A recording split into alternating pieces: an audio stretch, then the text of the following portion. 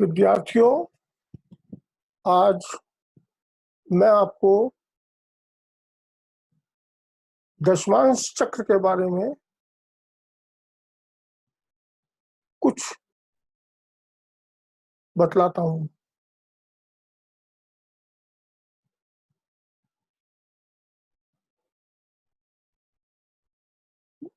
मैं विशाल अक्ष 30 वर्षों से अधिक वैदिक ज्योतिष में अनुभव के साथ अनुसंधान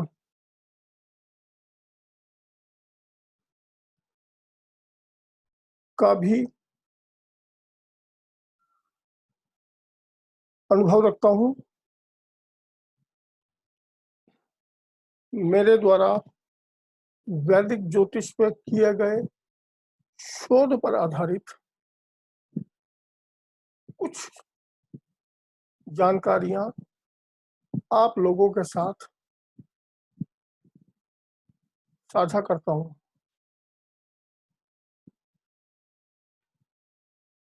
किसी अन्य विवरण को न देते हुए मैं सीधे दशमांश चक्र से ही शुरू करता हूं। षोडश वर्ग के अंतर्गत आने वाले इस दशमांश चक्र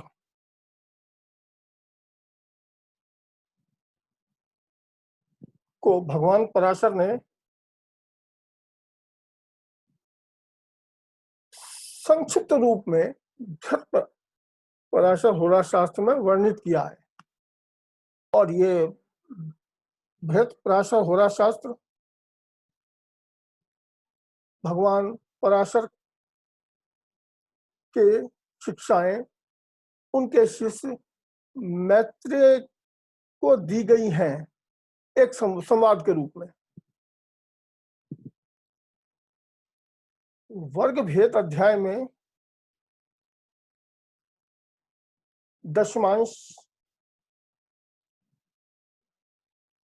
10 वर्ग में एवं षोडश वर्ग में लिया गया है। उसका प्रयोजन महत्फल के रूप में किया गया है। यहां महत्फल का तात्पर्य किसी विशेष फल, किसी बड़े फल के रूप में किया गया है, और जो ये साफ निर्देशित करता है कि यह कर्म फल है।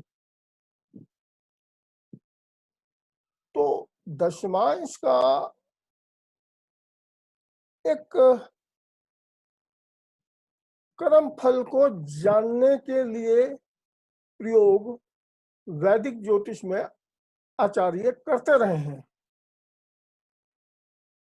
भगवान पराशर ने बृहत पराशर होरा शास्त्र में इसके अतिरिक्त दशमांश के बारे में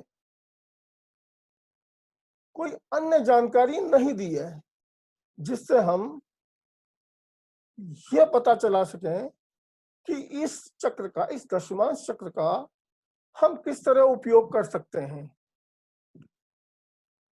लेकिन आधुनिक जगत में भी कुछ आचार्यों ने इस चक्र को अपने अनुसार से उपयोग योग्य बनाया, तथा मैंने भी अपनी वर्षों की ज्योतिष साधना में इस चक्र द्वारा कई सत्य भविष्यवाणियां करी। तो हम इस दशमांश चक्र को ये अवहेलना नहीं कर सकते, इसको स्वीकार करना ही पड़ता है हमें। अब ये दशमांश चक्र क्या है? दशमांश चक्र क्या है?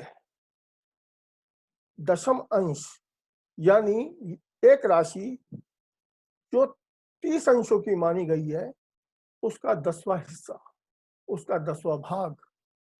तो ये 3 अंशों का यानी 3 डिग्री का एक दशमांश हो जाता है।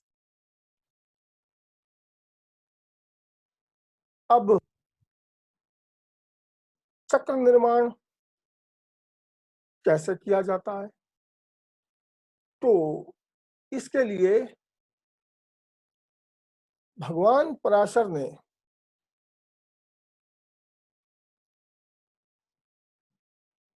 स्पष्ट कहा है कि जो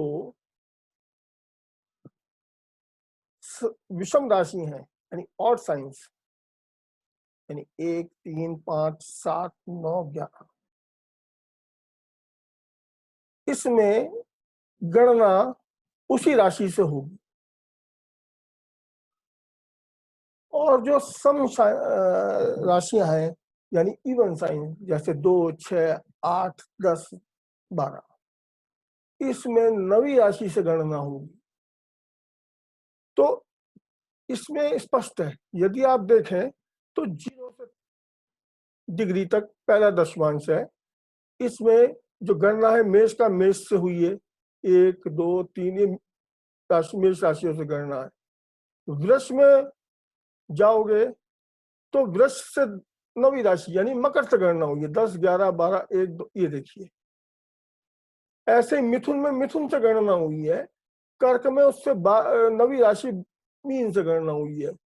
तो अब ये एक कुछ भ्रामक सा लगता है, क्योंकि नवमांश में जब गणना करते हैं तो मेष से गणते हुए 9 के बाद 10 आता है वृष में, इसमें भी 10 आता, जबकि यहाँ 11 आना चाहिए।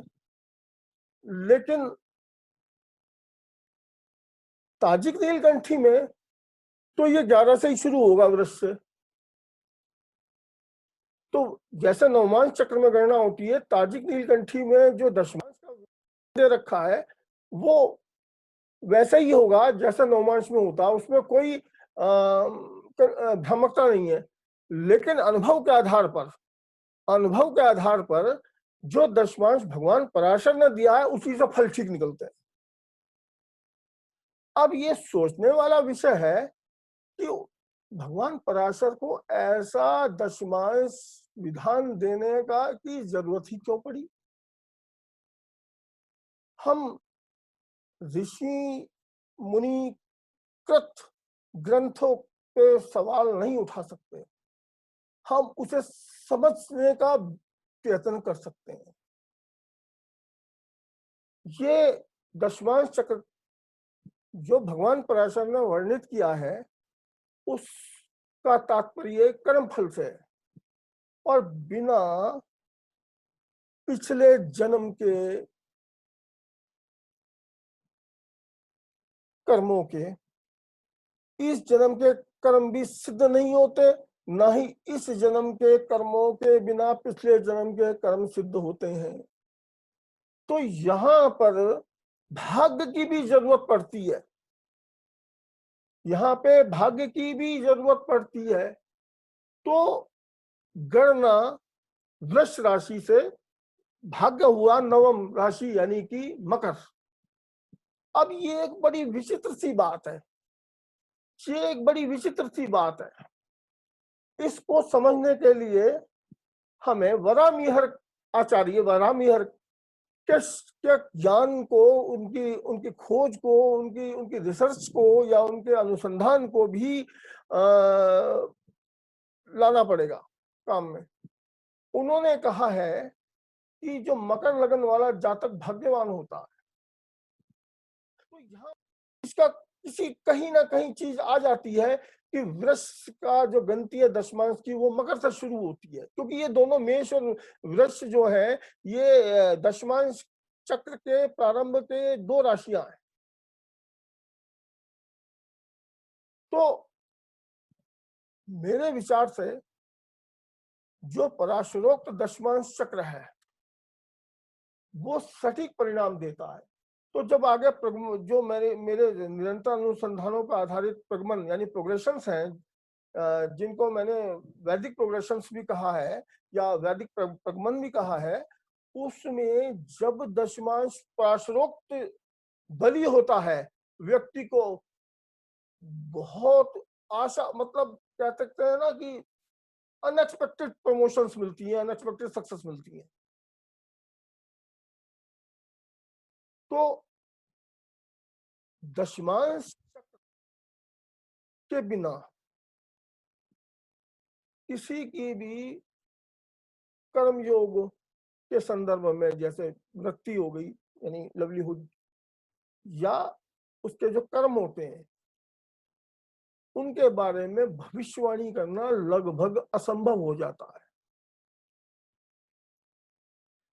मैं ये नहीं कहता दशमांश चक्र से ही प्रोफेशन देखा जा सकता है, मैं ये नहीं कहता। जहां तक मेरे अनुसंधान का विषय है, हम कोई भी चीज किसी भी चक्र से देख सकते हैं, लेकिन दशमांश का विशेष परिणाम है कि ये आपको कर्म फल के बारे में एक चित्र बना देता है। किसी भी जातक के लिए, ज्योतिषी के लिए तो बहुत अच्छा चक्र है दशमांश चक्र। अब कोई भी चक्र जो प्राशरोक्त है वो बिना स्वामी का, जैसे इसके अंदर क्या है कि पहले शुरू से और 3 डिग्री पहली राशि जो हम विषम राशि को और साइंस को ले रहे हैं, उसका पहले दशमांश के स्वामी इंद्र है, दूसरे के अग्नि है, तीसरे के यम है, चौथे के राक्षस हैं, पांचवे के वरुण है, छठे के मारुत है, सातवें के कुबेर है, आठवें के ईशान है, नौवें के पद्मज है और 10वें के अनंत है। और सम राशियों में यानी कि इवन साइंस में ये क्रम उल्टा हो जाता है। जैसे पहले दशमांश के अनंत, दूसरे दशमांश के पद्मज, तीसरे के ईशान, चौथे के कुबेर, पांचवें के मारुत, छठे के वरुण, सातवें के राक्षस, आठवें के यम, नवे के अग्नि और 10वें के। अब इन देवताओं का क्या प्रयोजन है, ये भी बड़ा विलक्षण है। इसको हम आगे की कक्षाओं में विचार करेंगे। नमस्कार।